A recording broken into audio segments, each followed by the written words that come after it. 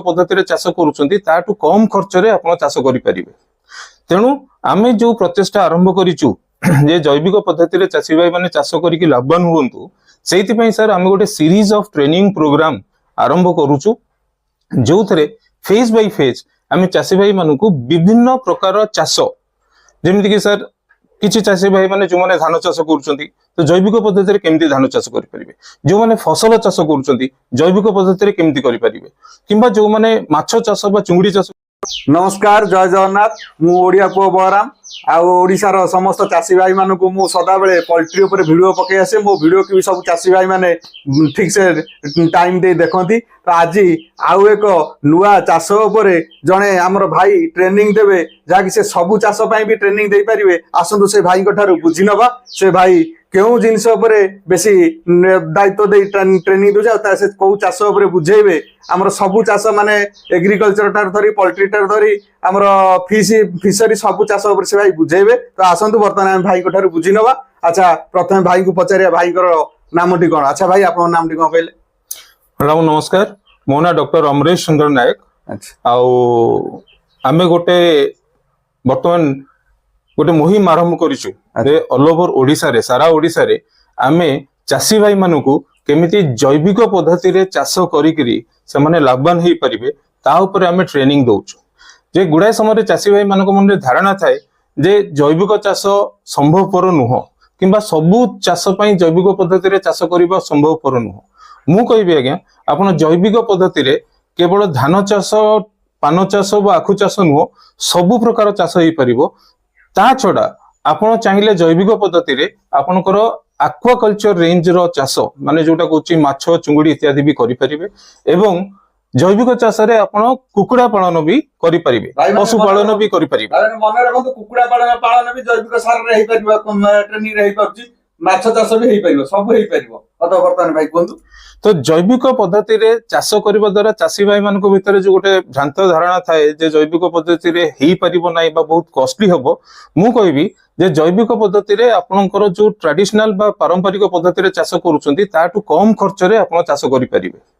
तेणु आमे जो प्रचेष्टा आरंभ करिचु जे जैविक पद्धति रे चाषी भाई माने चाष करिकि लाभवान हुंतु सेति पई सर आमे गोटे सीरीज ऑफ ट्रेनिंग प्रोग्राम आरंभ करूचु जो थे फेज बाय फेज आम चाषी भाई मानक विभिन्न प्रकार चाष जमीक सर किसी चाषी भाई मैंने जो मैंने धान चाष कर जैविक पद्धति केमती धान चाष करेंगे, जो मैंने फसल चाष कर जैविक पद्धति केमती करेंगे कि जो मैंने माछ चाष चुंगुड़ी चाष कर जैविक पद्धति केमती करेंगे। तो या ऊपर आम गोटे सीरीज ऑफ ट्रेनिंग प्रोग्राम आरंभ करूँ सर। हाँ, मु आपनकर दर्शक मान को कहबी जे सर सबु जगह बुली बुली करी फिजिकल मोड रे ट्रेनिंग दबाटा संभव नुह। तो आमर यही समस्त प्रकार ट्रेनिंग प्रोग्राम आम डिजिटल मोड रे करूचु। तो सेति पई सर आपण मानकू एई वीडियो रो तळे गोटे लिंक जो दिया हेची आपण मानकू सेइथरे रजिस्ट्रेशन करबा को पड़िबो। रजिस्ट्रेशन कला परे आमे सर आपण मानकू कांटेक्ट करिवो आ आपण मानकू गोटे जैविक जो आमर डिजिटल ट्रेनिंग प्रोग्राम रे आपनकू योगदान करिया पई आमे निमंत्रण को दबु सर। तापर भी जदि आपण मानकर किछि डाउट्स रहे मनरे तो आपण मानकर डाउट क्लियर करबा पई भी आमे आपण मानकर स्पेशल सेशन होबो। जदि भी दरकार हुए तो किछि क्षेत्र रे हमर जो रिप्रेजेंटेटिव माने अछंती से माने आपनकर फील्ड भी बुलिबे आ फील्ड रे थिबा जेतक समस्या सबु समस्या रो से माने आलोचना आपनक सहित करिकरी तार समाधान भी करिवे। मन रखंतु गोटे दिन आमे वर्तमान आज तो सार बुझेबे। तो वर्तमान आमे गोटे दिन डेट फिक्स करबा गोटे जे कोन जगह रे आमे बसिबा तो भाई आउरी हमको बहुत बढ़िया आगे बुझेबे। अच्छा, आउ जदि सर भी कहबी सर जे चाषी भाई मानकर जो वर्तमान रो सिचुएशन रे केमिकल सार रो प्रयोग करिकी से माने जो लॉस सहुचंती चाष क्षेत्र रे तो जैविक पद्धति अपने धान भी करि परिबा सब प्रकार चाष पोटास यूरिया ग्लूमर एगुडा पड़िबनी किछि पड़िबा दरकार नै सर। मन रखंतु भाई माने किछि भी पड़िबनी कि जैविक सार सब हबो। सर से जिनसटा मु कहूची देखंतु हमर जदि 3 पीढ़ी पूर्व कथा हमें देखिबा हमर जेजेबापांग समय रे से समय रे समान तो कोनोसी सार प्रयोग करनथले कोनोसी प्रकार विष प्रयोग करनथले किंतु जो खाद्य से माने खाउथले ता द्वारा से माने आज 90 वर्ष 100 वर्ष पर्यंत बंची जंती।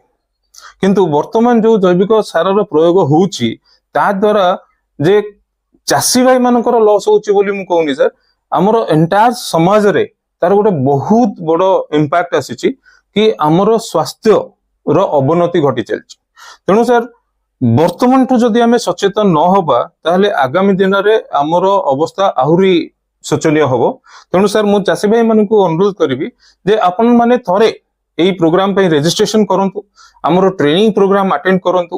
ଆଟେଣ୍ଡ କଲା ପରେ ଆପଣଙ୍କର ବହୁତ ଜିନିଷ ମନରେ ଯୋଉ ଜିନିଷ ଗୁଡାକ ଡାଉଟ ଅଛି ତ ସେଗୁଡାକ ଆପଣଙ୍କର କ୍ଲାରିଫାଇ ହବ ଏବଂ ଆପଣଙ୍କୁ ଗୋଟେ ଜୈବିକ ପଦ୍ଧତିରେ ଚାଷ କରିବା ପାଇଁ ପ୍ରୋତ୍ସାହନ ବି ମିଳିବ। ଚାଷୀ ଭାଇ ମାନେ ମନେ ରଖନ୍ତୁ, ଆମର ମିନିମମ୍ ଏକରେ ବିଲ ଯଦି ଚାଷ ଧାନ ରୁଆଯାଏ, ଆମର ଏକରେ ବିଲରେ 2 ବସ୍ତା ଗ୍ରୁମର ଦରକାର ହୁଏ, 1 ବସ୍ତା ପଟାସ ପ୍ଲସ 2 ବସ୍ତା ୟୁରିଆ ଦରକାର ହୁଏ। ଏତିକ ସାରର ଦାମ ପ୍ରାୟ 7 ରୁ 8 ହଜାର ଟଙ୍କା ପଡେ। ଆଚ୍ଛା ଆପଣଙ୍କର ହଁ ବଳରାମ ବାବୁ, ମୁଁ ଏଠି କହିବି ଯେ ଆପଣ ମାନେ ଯୋଉଠି ବଳରାମ ବାବୁ ଯେମିତି କହିଲେ 1 ଏକର ଧାନ ଚାଷ ପାଇଁ 7 ରୁ 8 ହଜାର ଟଙ୍କା ଖର୍ଚ୍ଚ କରନ୍ତି, ଯେତେବେଳେ ଆମେ ସାର ବାବଦରେ, ତ ଯେତେବେଳେ ଆମେ ଏଇ ଜୈବିକ ପଦ୍ଧତିରେ ଧାନ ଚାଷର ଟ୍ରେନିଂ ନବା, ମୁଁ ଆପଣଙ୍କୁ ସବିଶେଷ ଭାବରେ ଦେଖେଇଦେବି ବି ଟୋଟାଲ ଆଜ୍ଞା ଟଙ୍କା 3,000 3,500 ଭିତରେ ଆପଣଙ୍କର 1 ଏକର ଧାନ ଚାଷ ହେଇପାରିବ ଆମର ସମ୍ପୂର୍ଣ୍ଣ। ଆମେ ଯଦି ରାସାୟନିକ ସାର ୟୁଜ କରିକି ଯେମିତି ଆମେ ଗୋଟେ ଗୁଣ୍ଠ ପ୍ରତି 1 କୁଇଣ୍ଟାଲ କିମ୍ବା ଏକର ପ୍ରତି 30 କୁଇଣ୍ଟାଲ ଧାନ କାଟୁଛୁ, ଆଜ୍ଞା ଆପଣଙ୍କର ସେଥିରେ ବି ସେଇଆ ହେଇପାରିବ? ନିଶ୍ଚିତ ସାର୍ ହେଇପାରିବ। ଅମଳ ବଢିବ ସିନା, କମିବ ନାହିଁ। ଆଚ୍ଛା ଜୈବିକ ପଦ୍ଧତିରେ ଚାଷ କଲେ ଚାଷୀ ଭାଇ ମାନଙ୍କ ମନରେ ଗୋଟେ ଡାଉଟ ଥାଏ ଯେ ଆମର ଅମଳ କମିଯିବ, ନାଇଁ ସାର୍। ମୁଁ ଜୈବିକ ପଦ୍ଧତିରେ ଚାଷ କରିବା ମାନେ ମୁଁ କହୁନାହିଁ ଯେ ଆପଣ ସେଇ ପୁରୁଣା କାଳ ଯୁଗର ପଦ୍ଧତିରେ ଚାଷ କରିବେ। ବର୍ତ୍ତମାନ ଆପଣ ସେଇ ପୁରୁଣା କାଳ ଯୁଗ ପଦ୍ଧତିରେ ମାନେ ହଳ ଲଙ୍ଗଳରେ ତ ଚାଷ କରିପାରିବେନି ନା। ତ ଆମକୁ ନୂଆ ଟେକ୍ନୋଲୋଜିର ସହିତ ଚାଷ କରିବାର ଅଛି। ତ ସେଇ ନୂଆ ଟେକ୍ନୋଲୋଜି ବ୍ୟବହାର କରିକିରି ଜୈବିକ ପଦ୍ଧତିରେ ଆମେ ଯଦି ଚାଷ କରିବା, ଅମଳ ବଢିବ, ଖର୍ଚ୍ଚ କମିବ ସାର୍। ସେଇ ପଦ୍ଧତିକୁ ଆମେ ଯାଉ। ଆଚ୍ଛା, ଜୈବିକ ସାରଟା ଧାନରେ କଣ ଚାଷରେ ଦିଆଯିବ ନା ଧାନ ରୁଆ ସଇଲା ପରେ ବି ଦିଆ ଚାଲିବ? ସାର୍ ଆମେ ସେଇଟାକୁ ଯେତେବେଳେ ଆମେ ଧାନ ଚାଷ ଉପରେ ସମ୍ପୂର୍ଣ୍ଣ ଟ୍ରେନିଂ ଦବା, ସେଇଠି ମୁଁ ସବିସ୍ତୃତ ଭାବରେ କହିଦେବି ଆପଣଙ୍କୁ ଯେ କୋଉ ସୋପାନରେ ଆମେ କଣ କଣ ବ୍ୟବହାର କଲେ ଆମେ ଚାଷଟା ଭଲରେ କରିପାରିବା। ଭାଇ ମାନେ ବର୍ତ୍ତମାନ ଧାନ ବିଷୟରେ ଜାଣିଲେ, ଆସନ୍ତୁ ବର୍ତ୍ତମାନ ଆଗକୁ ଯିବା ମାଛ ଚାଷ ବିଷୟରେ। ଆଚ୍ଛା ସାର୍, ମାଛ ଚାଷ କେମିତି କଣ ସେ ଜୈବିକ ହେଇପାରିବ, କେମିତି କଣ? ନିଶ୍ଚିତ ସାର୍, ଦେଖନ୍ତୁ ମାଛ ଚାଷରେ ଆପଣଙ୍କର ସବୁଠୁ ବଡ ଇମ୍ପୋର୍ଟାଣ୍ଟ ଜିନିଷ ହେଲା ପୋଖରୀରେ ଆପଣଙ୍କର ପିଏଚ୍ ଲେଭେଲ ମେଣ୍ଟେନ କରିବା, ପୋଖରୀରେ ଡିଓ ବା ଦ୍ରବୀଭୂତ ଅମ୍ଳଜାନ ଯୋଉଟା ଆମେ କହୁଛେ ତାକୁ ମେଣ୍ଟେନ କରିବା। ତ ସେଇଥିପାଇଁ ଚାଷୀ ଭାଇ ମାନେ ବିଭିନ୍ନ ପ୍ରକାର କେମିକାଲ, ଯେମିତି କି ଚୂନ ତ ଗୋଟେ କମନ, ତା ଛଡା ଆପଣଙ୍କର ଯୋଉ ଅକ୍ସିଜେନ ଲେଭେଲ ମେଣ୍ଟେନ କରିବା ପାଇଁ ଆଉ ବିଭିନ୍ନ ପ୍ରକାର ସମସ୍ୟା ପାଇଁ ସବୁବେଳେ କେମିକାଲ ହିଁ ୟୁଜ କରିଥାନ୍ତି। ଆମେ ସାର୍ ଯୋଉ ପଦ୍ଧତିରେ କହୁଛୁ, ଆପଣଙ୍କର ବିନା କେମିକାଲରେ ବିନା କୌଣସି ଔଷଧରେ ଆପଣଙ୍କର ଗୋଟେ ପ୍ରିଭେଣ୍ଟିଭ ମେଜର ସହିତ ଆପଣ ସଫଳ ଚାଷ କରିପାରିବେ। ଆଚ୍ଛା, ଚୂନର ବ୍ୟବହାର ଦରକାର ହବ ନାହିଁ ସାର୍। ହବ ନାହିଁ। ଆଚ୍ଛା, ତ ବର୍ତ୍ତମାନ ଜାଣିଲେ, ବର୍ତ୍ତମାନ ଏତିକି ରଖୁଛୁ ଆଜି ପାଇଁ।